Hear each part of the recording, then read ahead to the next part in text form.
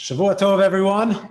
Shavua Tov. Welcome to the first part of our three-part webinar series on personal development here, sponsored by Camp Ask. Thank you for joining us wherever you are. We're here in Eretz Israel in Beit Shemesh. Very excited about these next 3 weeks. We have some wonderful programming, meaningful programming, we hope helpful programming for you, for our Camp Ask families, friends, and the broader community. Camp Ask is dedicated to providing services for individuals with specialized needs all summer and all year round, and to be a support for their families, for their siblings, for the parents, the caregivers, and for those who need it most. So thank you very, very much for joining us. Today I'm very excited to welcome not just all of you, but to welcome my colleague and dear friend and teacher in the world of self-development and self-care, sensitivity and kavod habrios, Camp Ask's psychologist, Dr. Shulamis Juni-Pollak. The way this is going to work is that Dr. Shulamis, anyone who has been to camp or anybody who's had a child in camp or a family member in camp knows her incredible expertise and sensitivity, her attention and awareness and advocacy on behalf of individuals with specialized needs and all of our staff. Dr. Shulamis is going to share her presentation. And then at the end, we'll unmute everyone and give everybody the opportunity to ask questions or make comments. I want to take this opportunity to thank Yonatan Sklar and Eitan Van here in the studio for facilitating and setting this up and making sure that everything runs smoothly. At the end of the presentation, everybody will have the opportunity to, we'll open up the floor for questions. So I don't want to take any more time, but again, thank you all for being here. You can check out all of our activities and stay updated at campask.org for all of the events and programming that we have during this great month of thanks and giving, our virtual marathon, our other webinar programs, staff and Zoom programs for campers. So thank you all for joining us, and I hope that you enjoy.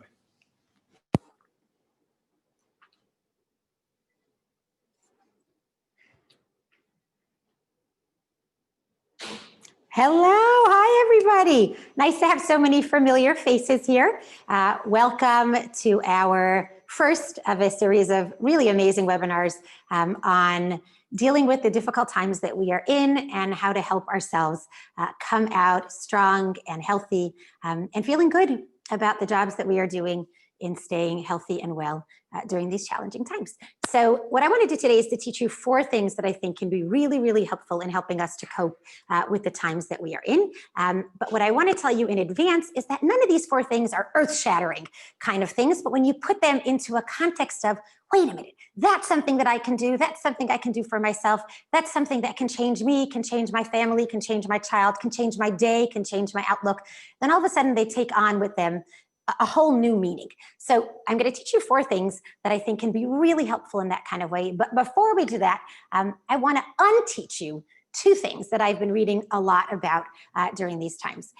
When people are stuck at home, there's a lot of social media that people look at and hopefully look at for inspiration. And I've been seeing a lot of wise words from a lot of wise people, and then a lot of not so wise words from people who I think are very well-meaning, but who really are lacking in an understanding of what coping skills entail.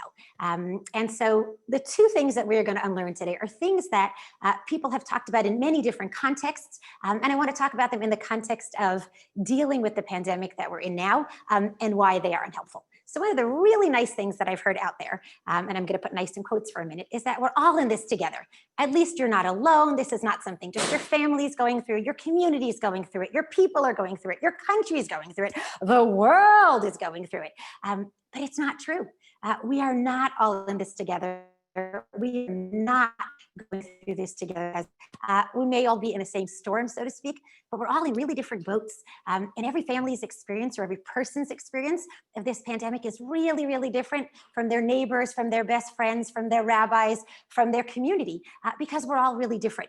So it's possible that we're going through something different from our friends and neighbors because of economic situation that we're in, because of the family situation that we're in, because of financial, social, emotional, whatever our family is going through, or whatever we're going through, is probably quite different from what the person next to us is going through.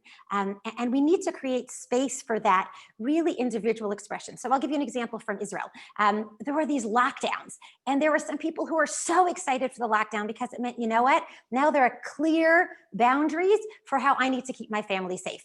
And then there were people who lived next door to those really excited people who said, how can the government do this to me? I need the freedom to go where I need to go. This is so stressful for me. I know what's good for me. I'm going to keep to the rules. I don't need anybody telling me. And it was really, really stressful for them. So sometimes even the exact same situation can be good for one person and really stressful for somebody else. And our boats are really different. And for those of you who are honest family members of people with special needs, this is probably a wisdom that you've known for a very long time, in that no two families are going through the same thing. Your kids can be the exact same age as your sister's kids and your next door neighbor's kids, and your experience is just really, really different.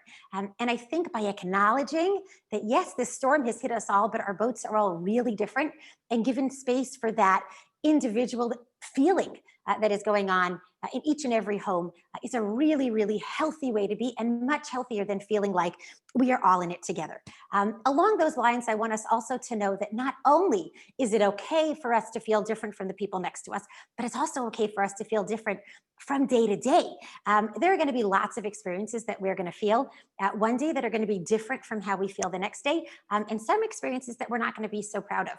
So for example, I noticed that when the lockdown ended in my neighborhood, some really difficult feelings were coming up inside of me. Like I noticed this jealousy maybe toward my neighbor who was very, very financially comfortable and wasn't struggling at all. And I saw what her kids were engaging in during the quarantine and what they were doing afterwards. And there was the pang of jealousy that came up in me. Or there was a neighbor of mine who was really bad at wearing masks. And an anger came up inside of me of how could he be doing that? It puts us all at risk. And these are also feelings that are really important. And the person next to me can be feeling something really, really different. So just be aware that our experiences are different and our feelings toward those experiences are going to be really, really different. So again, we're not all in the same boat here. Our boats are all different. And it's important to recognize that I don't have to feel the way my neighbor feels. And I also should not expect my neighbor to feel like I feel. There's space for all of us to really experience the world in our own way, and to give validation to the way that we and the people around us are experiencing this storm. The second words of wisdom that I'd like us to unlearn, and I've seen a lot of that out there, is the idea of look for the silver lining, look for the goodness, focus on the positive, focus on the good. And I know it's something that's out there a lot in pop psychology, whatever you're going through, you know, if life gives you lemons, make lemonade. And I don't want to ever be quoted here as saying, Shulamis didn't say there are good things in the world, because there are good things in the world and there are good things even when bad things are happening. And there are ways that we can grow even during very, very, very difficult times. And that's all true. But we don't want to go through a difficult experience looking only for the silver lining. And that's the emphasis that I want to make. When we're going through something difficult, we must give ourselves space for the difficulty, for the mourning of what could have been what wasn't. For example, those people who are making bar mitzvahs or weddings, what they always imagined their child would have as that kind of celebration, and in the end, what was. And there's a mourning process for a lot of people. Or maybe people who have lost loved ones to Corona. It's a devastating feeling to feel like you've lost somebody to something that maybe was preventable in some way. And there's no silver lining that's going to help with that loss. So I want people to know that, yes, there's good in the world and there are beautiful things that have come out of Corona. I personally reconnected to nature. I took my kids out on bike rides. We had family dinners in a way we haven't had in so long, each kid taking turns to cook. I read stories to my kids in ways that I haven't had the time for before. We did family exercises. There are a lot of beautiful and really nice things that we were able to do because we were all stuck at home together for so many weeks. But the focus during a difficult time can be the difficult time that we are going through. We do not have to feel like we have to only find the positives and only look for the good and only be thankful.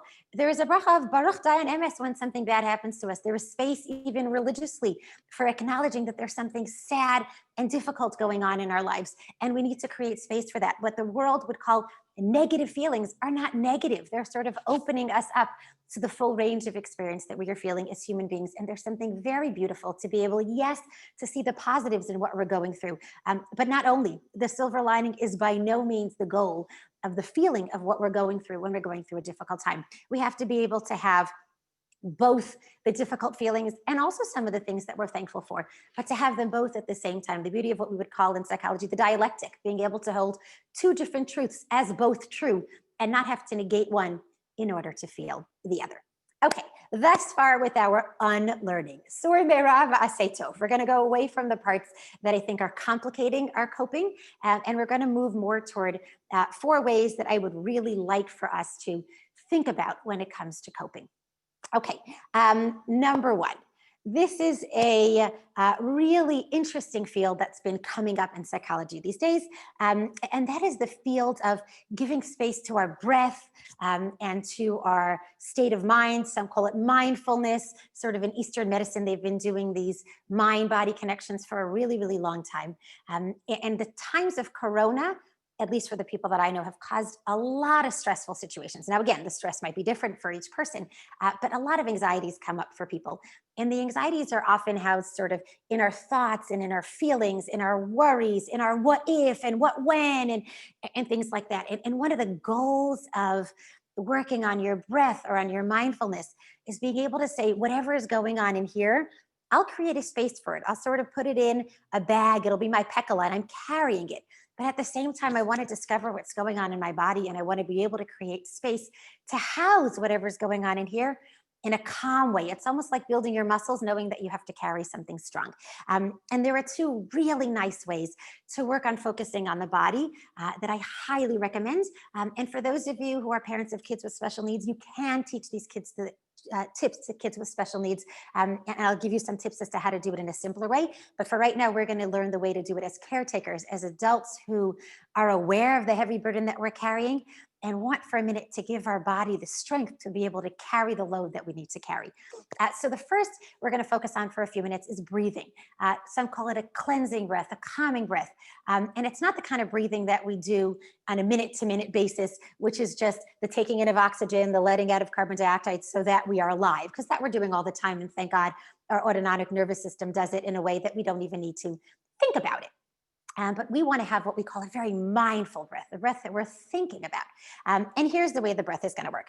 Number 1, we're going to take a breath in through our nose and out through our mouth. So that's simple ABC of breathing. Very often people take breaths from their mouth. It leads to shallow breathing. It's far less efficient. Those little cilia hairs in your nose are really good at filtering out all sorts of things from the environment. Let the body do its work. Your mouth can control the breath much better than your nose can. Let your body do the work for you. So a calming breath is going to start by looking like this.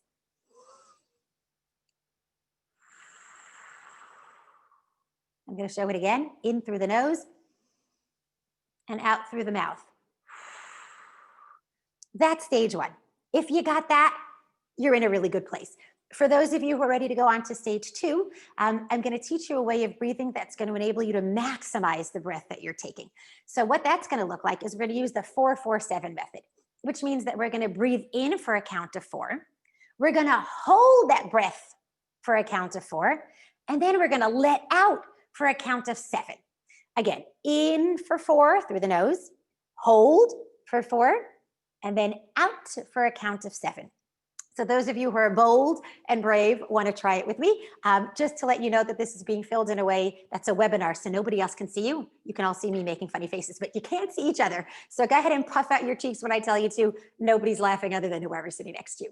Okay, here we go. We're going to do 4 in through the nose. And hold. And out for 7 with the mouth.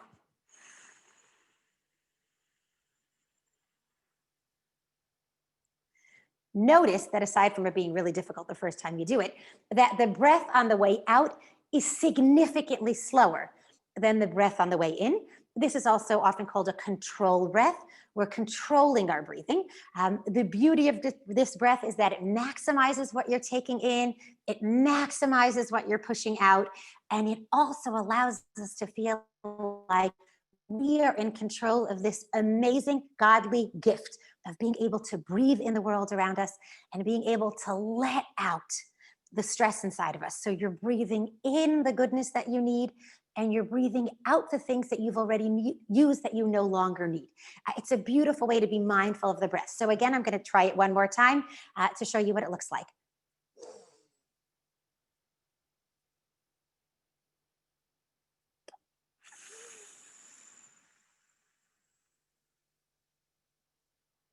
Okay, you might have a hard time doing 4, 4, and 7. You can start 2, 2, and 4. Go easy on yourself. But that's a cleansing breath. That's a deep breath. That's a breath that allows you to say, I am living by choice. I am living because I want to be living. I am breathing because it's something that gives me energy and that gives me life. A way to adapt an activity like this for kids with special needs, if you want to not only care for yourself, but care for the kids that you're caring for, or even young kids, is to put a feather in front of them and tell them to take a deep breath in, preferably through their nose if they can, and then blow on the feather and see how long they can keep the feather moving for, or let go on the feather and see how long they can keep the feather in the air for. It's a really nice way of teaching them to breathe in and then to be able to breathe out. Another really nice way is bubbles. Have kids blow bubbles in order to get those long, really cool bubbles, or lots of millions of bubbles, or the bubbles that all connect to each other, or a bubble within a bubble. You have to be able to prolong that breath out. So take a breath in and see how long you can keep blowing on those bubbles for is another really nice way.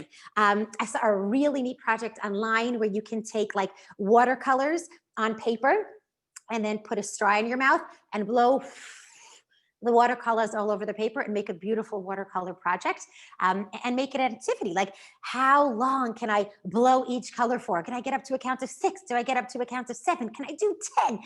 Or start with 1, 2, and 3, wherever you are, and see what kind of fun things you can create by teaching the people around you how to use their breath in what we call controlled ways. Okay, the second part, still way number 1, but the second part of focusing on the breath and the mindfulness of how our body is experiencing something in a moment, is by doing mindfulness activities. My favorite mindfulness activities are one that have to do with the senses. I think that they're really easy to follow and easy to do. This is an activity that I highly recommend for anybody who has between 1 to 2 minutes to focus on it. It's all it takes. Do not engage in a project that's 5, 6 minutes. It's very hard to do at the beginning. You want a project that's about 1 to 2 minutes and something that you're doing anyway. So for example, washing a dish, showering, brushing your teeth, lacing up your sneakers, anything that you would normally be doing that you're willing to try something new for 1 to 2 minutes. And here's what the goal is.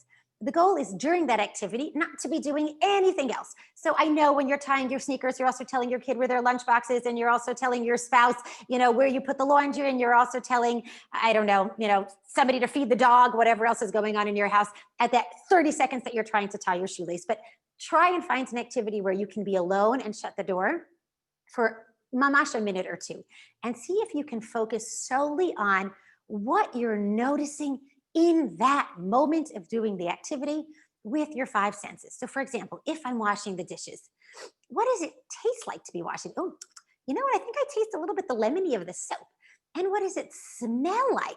Oh, that smell of the tuna on the plate reminds me of the lunch that I ate yesterday. And what does it feel like? I never noticed how slippery or how waxy or how crunchy the plate feels when this stuff is on it. What does it sound like when I'm washing the dish? Oh, I noticed that when I wash the dish, when it's this way, it makes a bloop, bloop, bloop sound. And when I turn it over, it makes a swoosh sound. Pay attention to just those small, small things. What am I noticing? What does it look like? Oh, I noticed that when the water hits the bubble, I can kind of see a rainbow in a bubble. It should be an activity that takes 1 to 2 minutes. And all of a sudden, your senses have come alive. And when we're doing day-to-day things, especially when we're stressed, we really leave our senses on the side.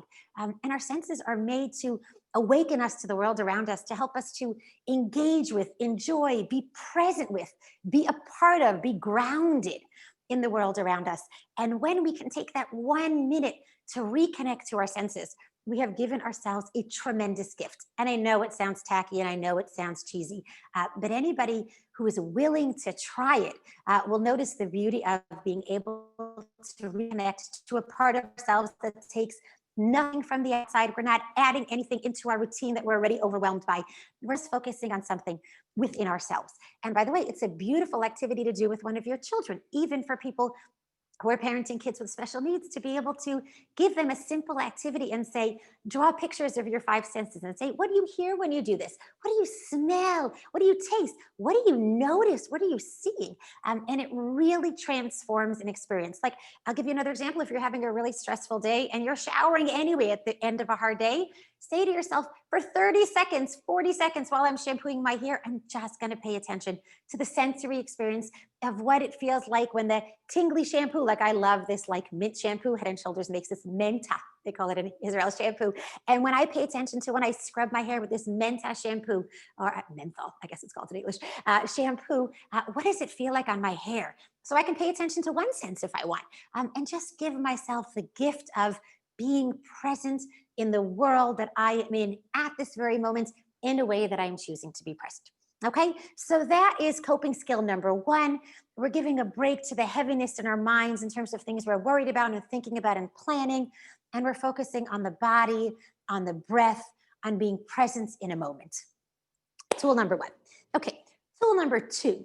And this is something that when we talk about caring for the caregiver, acknowledges that being a caregiver always, being a caregiver for a family member with special needs probably very often, and being a caregiver for anybody, even yourself, during a time of a pandemic can be a highly stressful time for everybody. And so this is a coping skill that is aimed at stress busting. It is aimed at trying to acknowledge, and that's a key word for me, validating, acknowledging that we're going through a stressful time, and what can we do to be able to calm ourselves. And it piggybacks on idea number one with the senses, and this is calming techniques for our senses. And what I suggest that people do is make a list of the following things, or create a box that's like their calming toolbox that they use. And I'm going to give you a couple of different ideas of things that you can put into this box from our 5+2. I'm going to call it our 7 senses. And this is going to be a box that you can pull out, your kids can pull out, a list that you can look at any time, your spouse can look at, your friends, you can share it with people, of things when I feel stressed in a moment. What can I do using my senses to help myself relax? Now, what we know about stress is that stress affects our body, but stress also affects our mind. Like, one of the parts of the brain that's responsible for creative thinking, for problem solving, for organizing. The best secretary in the world is your prefrontal cortex. It's the part of your brain that is responsible for the higher order organization of things that are going on. And when you feel stressed, the prefrontal cortex in your brain stops working.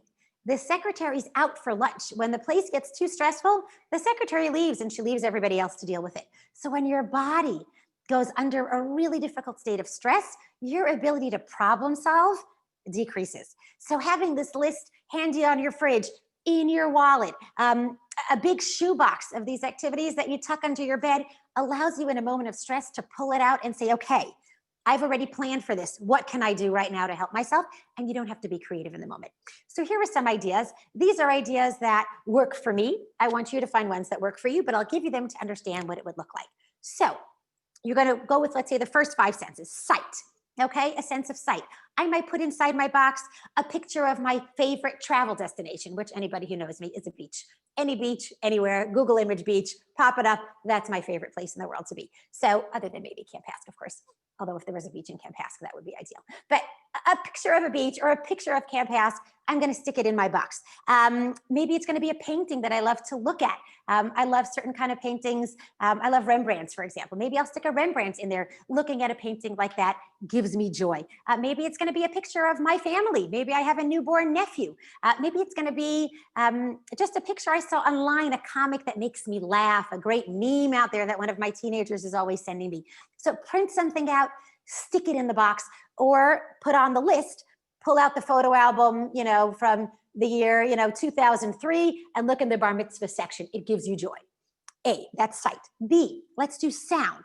You want to maybe put a name of a song, a piece of paper that says your favorite song.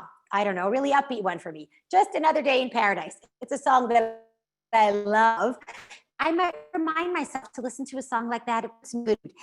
Maybe a poem you like to read out loud. Put it in there so that this way, when you open it up, if you're in the mood of calming yourself through sound, you have a way to do that. Maybe put in one of those great rain sticks. I used to have tons of those little rain sticks. I think I got them from I think the Museum of Natural History many years ago. They've broken since, but they were wonderful, where you hold it one way and then you turn it and you turn it again. It makes lots of beautiful sounds. By the way, you can take your kids to certain kind of shops and say to them, pick out something that you like to look at and pick out something that you like to listen to. Like maybe they're going to pick out a kaleidoscope that they like to look at, or one of those things where those old fashioned things, you press the button and it's all different pictures of animals. Maybe the kind of sounds they're going to like is little bells that they like to ring. Have your kids choose things like that they want to put into that box, or maybe that they'd even want to buy to be used only for a stress toolbox. Texture. Put in things that you like. So I would like to put in a blanket, something soft. I love soft things. Maybe for younger kids, it's a certain kind of teddy bear that they like. Maybe it's a certain pacifier that they like. I also have these rocks that I love. I have this big rock collection that I have, and I would put in a couple of rocks from there of different kinds of textures, maybe that would allow me to feel calm. For those parents who have kids who've got all sorts of sensory sensitivities, maybe you have a weighted blanket at home or something specifically that a sensory texture kind of feel, when they feel it, feels really good to them. Put it in the box as your texture. Smell. You can put inside body creams that you like. Here in Israel, we have this great store, Laline, just opens up again today in our street malls. Go to Laline, smell a whole bunch of those creams, and choose one that represents calm to you. Mint gum, if you like to smell something strong. For me, maybe it would be that shampoo with the mint inside, to be able to remind myself, go shower and stick that mint shampoo in your hair. It's a very calming smell for you. So that can be something you would do for smell. For taste, again, so specific for what we each like. If you're putting it in a box, of course, it should be something that's not going to spoil. I love chocolate. I live in Beit Shemesh, Israel, home of the sun. Beit Shemesh, sticking a chocolate bar in a box under my bed is only going to bring the mice, and it's not going to be helpful to me. But put inside something that's practical, that you love. Maybe a hard candy bar that doesn't melt. You can put in your favorite recipe for a fruit shake. You can remind yourself there are frozen berries in a Ziploc bag in the back left corner of the fridge where nobody ever looks, so that you can have them when you need. My equivalent for that would be, I love those little rum balls. They're like chocolate with rum inside. My kids think it is the most nasty thing in the whole world. And I love it. I keep it in the fridge, and I know that is one snack that none of my children will ever take from me because they hate it. So that's always there if I need a stress relief, and I'd like to use my taste for that. 2 extra senses. We said 5 plus 2. I'm going to give you 2 extra senses. One is the proprioceptive sense. It's like the sense of pressure or sensory input. For example, a good massage. So I might want to put in a certain baby oil in there with an instruction on it. Massage your toes. It really helps you to relax. There is nothing to me like a good foot massage. Or I might want to have in there like a little thing of soap and remind myself, under the bathroom sink is a little bowl. Put the soap in the bowl with a little bit of water, put your feet inside. The warm water really relaxes you. You could get one of those, I don't know what they're called, but they look like a mini little broom. You stick it on your head and it kind of massages your head like that. Made out of little metal spokes. They sell them here in all sorts of bath and body shops. And it really relaxes me. Something like that maybe I would put in there. A bubble bath. Put your favorite soap inside and remind yourself you can go take a nice bath and it would relax you. And for people, again, who have kids with sensory issues, again, if there are certain sensory things that they like, it could be a piece of paper that says, ask for a really big bear hug. You love those. They calm you down. Excellent. And again, if you're having children making these boxes, ask them what works for them. Offer them ideas of what works for them. Put it on a list for them so that they can read it when they're making their boxes or making their lists, because there are things in all 7 of these senses that will help us depending on our mood. We choose the ones we want, and sometimes we'll have to go through all 7 of them before we calm ourselves down. The last of the 7 senses is the vestibular, or the movement sense. So ride-on in activities, these are kind of hard to put in there, but like a swing, basketball, things like that. But you can also put in those adult coloring books, like the mandalas. You can put in maybe something like knitting, if you like to knit, your knitting needles in there if you have a spare piece. Something that allows you to move. That kind of moving or repetitive moving is really, really good to calm people down. Okay, Adkan with coping skill number 2. Now we're going to move on to coping skill number 3. And coping skill number three has much more to do with our mind. We're going back to our minds and to shifting the way we're thinking about something. Tool number three comes from my work with people in trauma. One of the amazing movements that I've joined here recently in Israel is when I joined the Hatzalah of Beit Shemesh, Ichud Hatzalah, United Hatzalah here in Beit Shemesh. They have a special unit. It's actually a countrywide unit called a trauma unit. And they have psychologists and social workers who are trained in trauma to go to a scene where the bystanders need help in processing a trauma, or maybe family members need help in processing a trauma. And one of the skills that we use all the time in trauma, and in a lot of ways we could call COVID a trauma, it really has been a global trauma for our sense of understanding that we know the way the world works, we know science, we know how to keep ourselves safe, we know how to protect ourselves, we know if we do A, then B usually happens, if we do B, C usually happens, a sense of order in the world. And trauma, I think, in this way has been for many people the idea that I have no sense of control over what happens, or a fancy word that we use is I have no sense of agency. I've stopped believing that I am powerful at creating outcomes. I am powerful at being able to have something I can control in a situation that feels out of control. And so what I want to teach you now is how to introduce a sense of agency into a stressful situation. I'm going to come up with three tips for how to feel a sense of agency. Number one is taking control over risk management. And I'm going to tell you what that means. But first, I'm going to tell you what it doesn't mean. Okay? What it doesn't mean is I can't control this pandemic. I don't have the key to a vaccine. I don't know the answer to whether there will be herd immunity one day or not. I don't have those answers, and I'm not sure that anybody does yet. Okay? But what I can control is the risk management that I put myself into. So for example, I can choose to say when I walk into a room of friends, hey guys, we decided this was going to be a get together outside. Can we move the tables outside like we had planned? Or hey guys, I know we're all sitting outside. Can we put on masks? According to your own sense of what you would like to see in the world around you, see if you can, based on your risk management skills, be able to put yourself in a place where you feel like you are managing risks. So for example, the other night I was shopping in a supermarket where they are so careful about masks and temperature reading or forehead. There have been so many times that I've stuck my forehead into something. They're like, ma'am, you could just use your wrist. I'm like, oh, that's awkward. But they were so careful of the temperature reading and they were so careful of the masks. And I walked into an aisle and I was searching for the pasta. And all of a sudden, this man next to me, who is masked and clearly didn't have fever, starts coughing. And I said to myself, oh, I'll get the pasta later. And I walked out of the aisle. Was it a corona cough? Did he just have something in his throat? I have no idea. But that was a sense of my feeling like I have a sense of agency. I can control the risk management that I am putting myself into in this specific situation. Maybe not at the world at large, but in this specific situation, I can choose to say, I'm going out of that aisle. Or for those males out there who are feeling like they need to be part of a minyan, walk into a minyan. And if you feel like the person sitting next to you is sitting too close, pick up your chair and walk to the side, move your chair to the corner, daven at the door, daven by the window. Use your sense of agency to manage the risk that you are feeling. And use your sense of agency to make decisions. That is in your ability to make the decision. Do I want to be here or do I not? It's creating a sense of agency. It's really helpful. It anchors us and it grounds us when the world feels chaotic.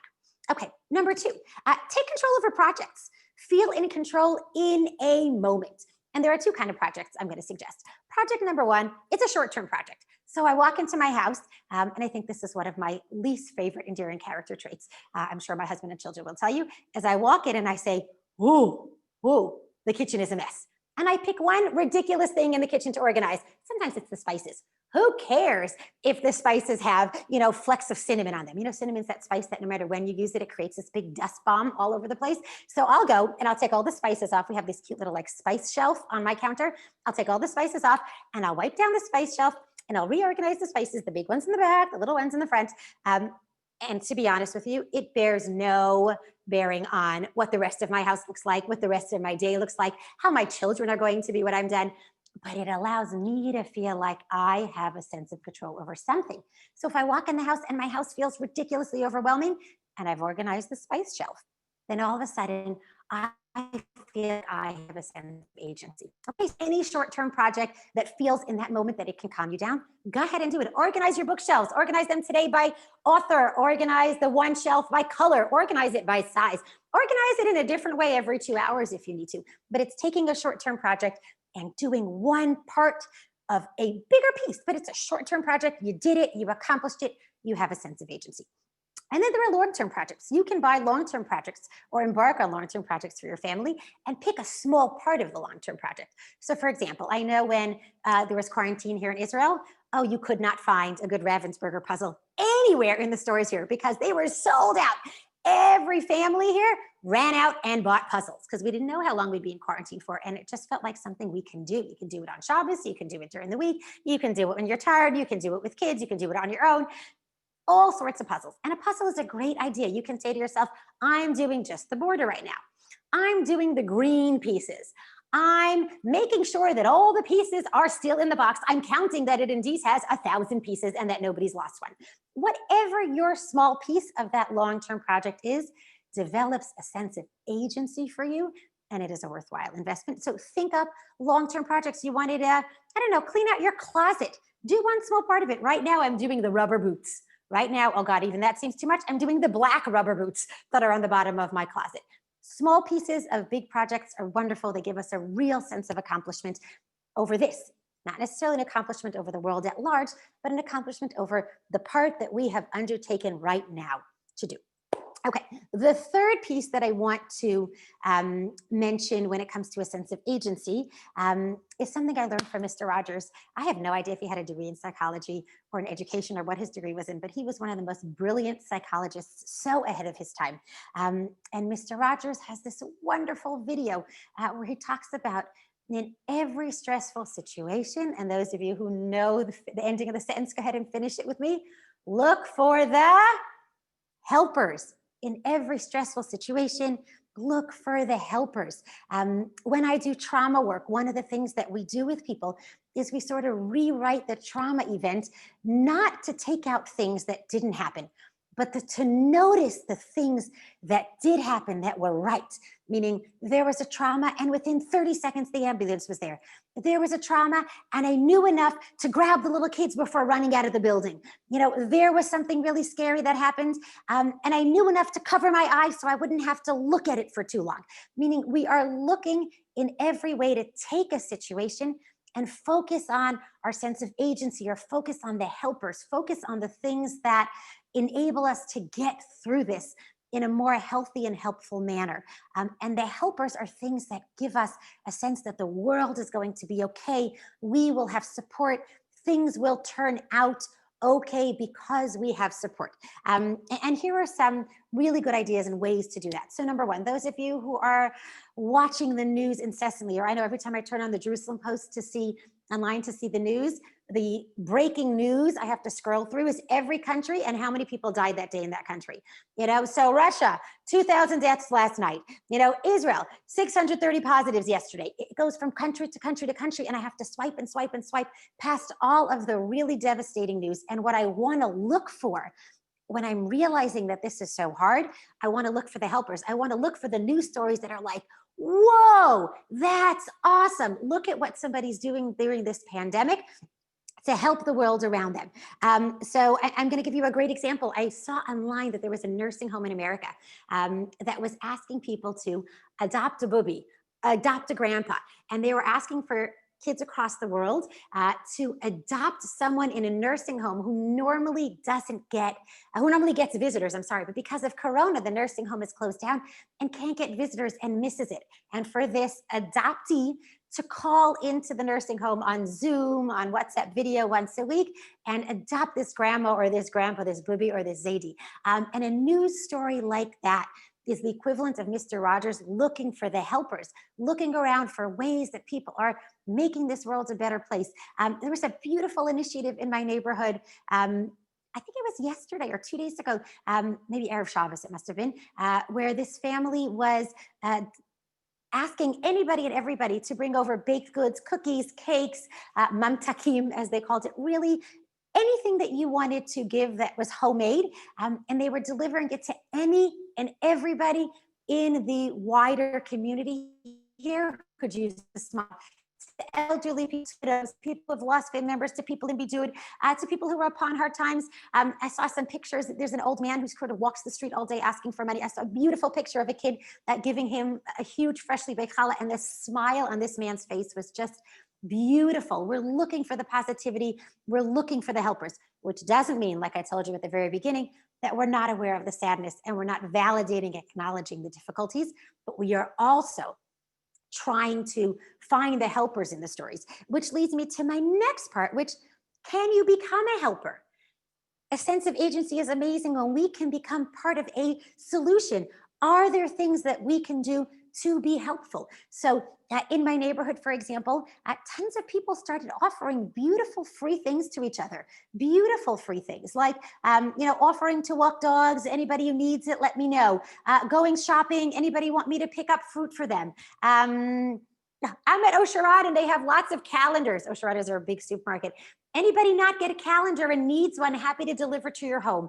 Just small things that allow you to feel like I am helping others, but by way of helping others, I am also helping myself because I am developing a sense of agency. It is a beautiful tool and a wonderful way to get through a pandemic, with the sense of being anchored to myself, anchored to my abilities, anchored to the fact that there are helpers around me and really beautiful things that are happening at the same time as all these really stressful and difficult things. Okay, advice number 4, and with this I'm going to wrap up, is a whole potpourri of lots of different things that don't really fit into any of these categories, but I've seen them, I've thought of them, I've watched people do them, and they're wonderful, small little nuggets, I call them, of things to just keep in mind and see if you can do. Number 1, and they're in no particular order, write a schedule that includes time for self-care. Have a very specific time of day. Today at 3 o'clock, or today when I pick up my kid from daycare, I am going to do something for self-care. And if you can, put in this specific thing. I am going to take off my nail polish that's been on my toes for the last 4 months that already is barely visible. I am going to take a bubble bath. I'm going to read 1 page of my book. Any form of self-care, schedule it into your day, because we all know as the caregivers, what's the first thing that goes when the day gets busy? Us. We're the first thing that we take off our list. If life is too busy, I'm not going to take off my nail polish. And I know that that sounds so silly, so don't take off your nail polish, Shulamis. But you know what? When I spend that 1 minute taking off my nail polish, or that 10 minutes reading a chapter of a book, I feel energized, and my giving to others is much more meaningful when I feel full myself. Another great tip that I saw, and this really relates to times or to families that are spending most of their days indoors and not really seeing people and not going out, is dress for the day you want to have. Dress for how you want to feel that day, not for what's actually going on in your life. And there's a lot of mind-body connection to that. But basically, that phrase that says kind of fake it till you make it. If you're not feeling glorious on the inside, but you feel glorious on the outside, you've worn your favorite sweater, you put on your favorite t-shirt, you put on, this new baseball cap that you finally got from Amazon, whatever that might be, dress in a way that gives you energy, dress for the way you want to feel, even if the occasion doesn't warrant it. And by the way, you can also make a dress-up day in your house, guys. I know we're not going to weddings, it's Corona. We are all putting on wedding dresses and having a fancy candlelight dinner tonight, everybody in the family, and it doesn't matter that we're eating chicken nuggets. That's okay, but we're going to do something that allows us to feel like from the outside to the inside, we are helping ourselves. Fresh air, really important nugget. If you're in a community that's not in a lockdown, go outside, go for a walk. If you can't go for a walk or you can't leave the people in your house, sit outside together. If even the outside isn't good for you, like you can't be on a mirpesset or in a garden, sit near a window for extra bonus. Put a fan so you have the air from the window blowing around the house. Fresh air does a tremendous amount, again, to awaken our senses, to give us a sense of life, and to just reawaken something inside of us. Movement. Make sure that you make time every day to move. If you can move outside by walking or exercising, great. If it's inside, that's okay. There is nothing wrong with spending 3 minutes hopping, even if you need to take 30 seconds breaks in between each hop. Hop inside, do jump rope if you need to. Any kind of movement, clear away the furniture in your living room and do a family exercise class. Even if the most you can do is by sitting still and just stretching, it's a beautiful way to go. You can look up online something called progressive muscle relaxation. I don't have time to do it now because I want to save time for questions, but basically it involves just taking each different muscle of your body, tightening it, tightening, and then relaxing and just paying attention to what it feels like to release the tension in each of the different parts of your body. It's magical. So, and that you can do stationary, you can do it laying down in bed. Moving your body has a wonderful way of lifting your spirits. Stay hydrated and eat well. Doesn't mean you have to eat fancy. Doesn't mean you have to order in. It just means have a really big water bottle at the beginning of the day and tell yourself that you need to refill it. It means eating well by maybe the night before, cutting up a salad and saying, no matter how many chicken nuggets I eat today, I'm also going to have the salad, or in my house, it's pancakes. For some reason, pancakes is the food of the quarantine. Oh, and hot pretzels. We've been having both of those, some for breakfast, some for dinner. But I'm going to have a salad in between the hot pretzels and my pancakes. Reaching out to others, give support, get support. And I don't want people to forget the power of physical support. A hug, a hair, whatever you call it. For guys, maybe this is appropriate. I don't find this enjoyable, but a punch on the shoulder, giving each other the chills, a good massage. If your children will let you, the power of giving a hug and a kiss, the power of receiving one. Ask for those things when you need it. They are super duper duper effective. Snuggling under the covers with somebody that you love if you can. When you can give and get emotional support, it's beautiful. Physical support does a whole lot. I was at a conference once where they encouraged everybody, and again, this is the time that you only see yourselves and you see me, so laugh at me, but nobody's laughing at you. Try it. Take your hands out, cross them over, cross, and hug yourself. Give yourself a great big hug in the middle of a stressful day. You can close your eyes. You can think of how good that hug feels. It looks ridiculous, clearly, if you do it in public. But if you can't get it from somebody else, give it to yourself. You owe it to yourself to give yourself support when you need it. And by the way, same thing goes for talking in the mirror. If you have somebody who can say to you, Shulamis, you are wonderful, you are awesome.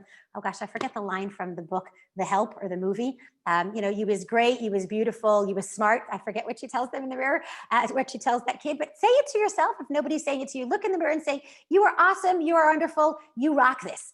Or say to yourself in the mirror, you got this, it's gonna be okay, you can make it through the next half hour. Give yourself that emotional support, even if you're not getting it from the outside.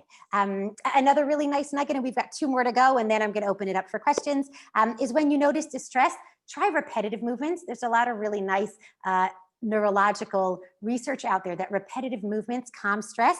Knitting, coloring, playing with clay, jumping, running, drumming, things like that. It's very self-soothing, it's very self-regulating. Mandala coloring, any kind of repetitive movement like that. Is really good. Expressive arts are really good at emoting and communicating. Sing, dance, play music, color, paint. It doesn't matter whether you're a good singer, although your family might not appreciate it. You can ask mine all about that. But sing, dance, paint, color by number if you need to. Anything that allows you to feel like you are expressing something, even if you're not sure what you're expressing, you're letting off a feeling in a way that's different. Your brain has sort of 2 different sides, your language side and your expressive side. We do a lot of talking in the world. Do a lot of expressing also through your non-language side of your brain. It will help to relieve a lot of stress. And the last one is a really, really big one.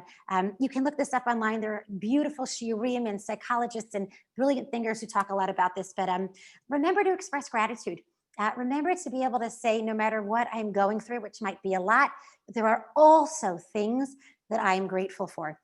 When you daven Shemona Esrei 3 times a day, Modim Anachnu Lach, Erev, Avoka, V'Tzaharayim, you have 3 times that you are modeh to Hashem for. And when you daven, you can use that as your moment to be able to say, at this time of day, what are 3 things that I'm thankful for? 1 from yesterday, 1 from the boker, and 1 from this afternoon. What are 3 things that just work today for me, or that I'm thankful for about myself, thankful for in the world?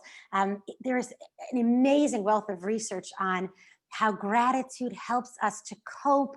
It helps us to survive. It helps us to feel good. It helps us to be appreciative. And no matter what is going on in your life, a sense of gratitude is something you can, and here's the key word, cultivate. It doesn't happen automatically. There's no such thing as a grateful or an ungrateful person. It's a muscle. We learn to cultivate it. It's a muscle we learn to use. And the more we use it, the more it becomes a part of who we are.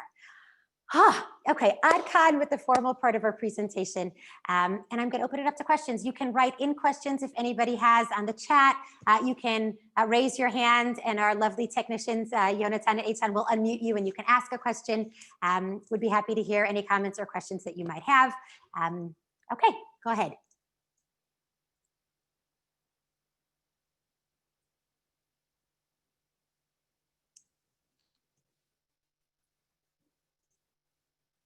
We'll give it a minute while I stretch if anybody comes up with something. And after that, you are more than welcome to ask yourselves the questions, ask each other, ask your friends, ask family members, bring these topics up and see what works for you and works for the people around you. And grow that way from your questions and comments and thoughts. You do not have to ask them here, but I'll give you a second in case you come up with any.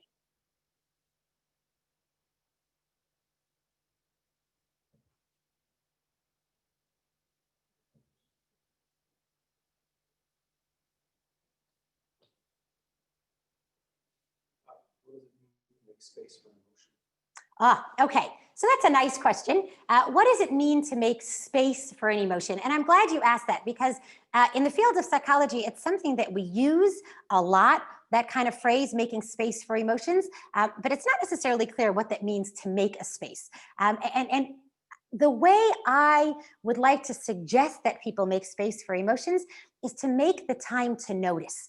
Very often, we are doing, and especially as caregivers, the title of this talk was Caring for the Caregivers. We are doers. When we're taking care of others, we are doing and doing and doing.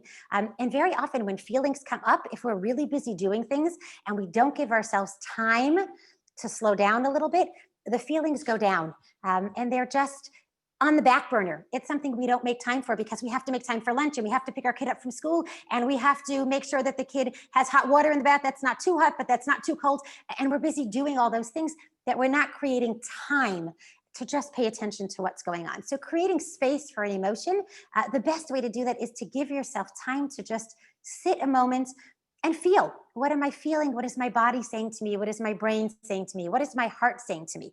You can notice physical symptoms also. You can say, am I shaking? Whoo, I notice I've been shaking. I notice my heart's clump, clump, clump, much faster than it normally is. I notice that I'm sweating in a way I don't normally sweat. I notice that I'm being really, really sharp to the people that I'm talking to. I notice that I'm snapping about something I don't normally snap about. And just that pause to say, hey, give me a second, what's going on? That's called creating space for an emotion. And part B of creating space is creating validity, which means when I notice a feeling coming up inside of me, I'm going to just allow it to be. I'm not going to say, well, you have no reason to be angry because everybody in your family is healthy, Shulamis. Nobody, thank God, is sick with corona right now. And you have no reason to be angry about the fact that the supermarket was out of toilet paper, which is everybody's worst fear. And it's not happening in here, Israel. Supermarkets are not out of toilet paper. But even if it was, and if that was the case, I have a right to feel upset and I have a right to be worried in a moment and give myself space to feel that feeling. And then eventually I'll come to say, don't worry, my neighbors have toilet paper. Don't worry, we have tissues. I'm sure we have a really big stash in the basement. And I can calm myself down, but not to shoot down feelings as they come. So that's what it's called, to create space for an emotion. One more question from Yana. Do you have any recommendation about how to cultivate within your child with special needs, how they can help give us the space, give a parent space? Like when they're bothering you, you need a couple of private minutes and the rest of the more doing something. Is there something that you can do in the tricks of the trade? It's a great, great question because just because we want space for ourselves, it doesn't mean that the environment around us is going to give us space. And I love that question because it's really practical and it's really challenging. So a couple of words of advice that I hope can be helpful, although we are each really the experts on our own family and how our own family works. Here are a couple of things that I have found to be helpful. Number one, when we talked about scheduling self-care, schedule it at a time that makes sense. So in my personal life, for example, on a normal morning, I need to be up, let's say at 6:15 to get my kids running and out the door. In a non-corona morning when people are going out to school. And during the days that I feel like I need my self-care and I'm not going to get it during the day because there's so much stress going on, I'll wake up at 6 and I'll give those 15 minutes before anybody else wakes up as a time to know that at least I've started my day with self-care, with space for myself. During the daytime, if need be, these are small tricks that you can do, but I hope that they can be helpful. At a time that you need space, suggest that your child with special needs come along with you to enjoy space of their own at the same time. So for example, if you feel like you need a breath of fresh air, what about saying to your kid, let's go for a ride? You know, do you want to go for a ride somewhere? Mommy wants to go see, you know, the tree that's blossoming somewhere. And while you're in the car, maybe you have your kid, you know, listen to some music that he or she likes, and you have the windows open and you've got yourself that 10-minute drive space and of air, even though your kid is in the backseat, because of course you can't leave them alone. But you have that space that you've created for yourself, but you're bringing a child along in a way that he or she can be satisfied and you can get what you need at the same time. You can also do things like, at times, ask somebody else for help, be able to say to another sibling, mommy needs to take a shower, daddy needs to go for a quick 5-minute walk. Can you pitch in right now for something? And use those sparingly, but there are times that it's okay to call on a favor and to ask for help. If that's the case, you're doing something like that, ask for a very specific time frame, especially as somebody who's done a lot of work with siblings of kids with special needs. The siblings are particularly compassionate and loving, but they're also easily overwhelmed at times when they're asked to be helpers a lot. But if you say, I need you to do it for 5 minutes or 7 minutes, and set an alarm for yourself and be back during that time, really, really helpful. Sometimes what I have found also is that during a day, my kid, let's say, will understand that when I'm in the shower, you can't get at me because I'm in the shower and I can't hear you. So maybe I'll set the kid up, with a video or with an activity that they need to do. Maybe they're eating dinner and I jump into the shower for those 5 or 7 minutes, assuming, of course, they don't need that to be watched during that time. And yes, it's instead of my showering at night where it's my peace and quiet time, but I need a little peace and quiet in the middle of the day. And showering is a time that other people are understanding of. And if the kid wants to stand outside the door and talk to you, that's okay, but you can choose to be able to say, I can't hear you, and just sort of wait and give yourself that 2 minutes before you shut the water off in between the soap and the shampoo to be able to hear your child. So again, none of these are foolproof ways of getting that time in the middle of the day, but it requires a lot of creativity. If possible, a little bit of advanced planning so that at least in certain parts of your day you have your space. And you could, by the way, also use timeout words. If that's a word, let's say, that you use with your kids, you need a timeout. You look really upset right now. Why don't you sit down so you'll calm down? You can say, mommy needs a timeout. Mommy's really upset. Mommy's having a hard time. Do you think maybe you want to read mommy a book while I sit here and relax for a minute? So it's okay to use that kind of lingo that when your kid realizes that you need a timeout also, if that's something that they can understand. Okay. We have had our full 60 minutes, and I don't want to go into anybody's time to be able to take care of all the things in life that they have to take care of. It is really, really nice to be online with all of you guys. Really nice to see so many familiar and friendly faces. For those Camp Ask friends of mine, I really look forward, God willing, to seeing you guys summer 2020 in Camp Ask in its full capacity, in all its glory and splendor. And if not that, then hopefully in other ways for us to be able to share each other's company and love and warmth and joy. And wishing everybody who needs it a refuah shalema, wishing everybody continued good health, and wishing everybody the ability to take the parts that we can control, to run with it, to pay attention to our emotional health, and to be able to get through this, each one of us in our own way, but also as a collective group who really care about each other. Hatzlacha rabah, and love to everybody.